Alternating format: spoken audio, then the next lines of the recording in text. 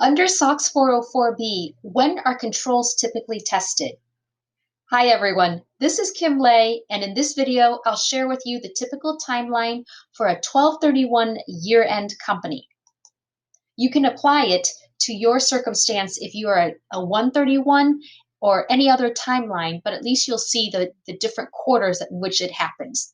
So in this case, we have planning that occurs in April for the whole year. And so you see a whole year's worth of calendars. Then in May, we typically update the documentation for process owner changes, control changes, minor tweaks, anything like that usually happens in May. And then in June is the walkthrough.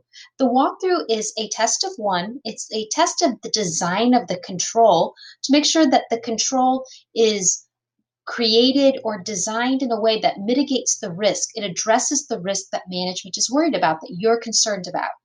And once that passes, then the first time that we test is going to be in August through September timeframe. And that is going to typically test Q1 and Q2. And we're waiting for August because June 30 is your quarter end, and typically July, everyone is very busy, heads down, doing the Q2 close. So the first chance that you really get, the team gets a breather is at the end of July. So that's why we typically test August through September. And let's assume that the control is effective through that period. Then we're excited. We wait and do the next period of testing is actually going to be in November through early December. And during that time frame, we're testing the activity that happened July, August, and September.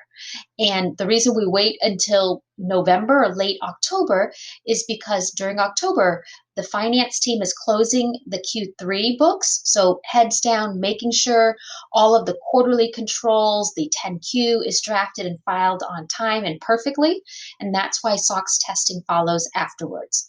And then at the end of the year, that's the final round of testing where we're testing activities in related to Q4, which means activity or transactions that happened in October, November, December. And in this case, that testing will happen during the February timeframe. And the reason it's February is because during January, your finance team is again heads down, even busier because of year end.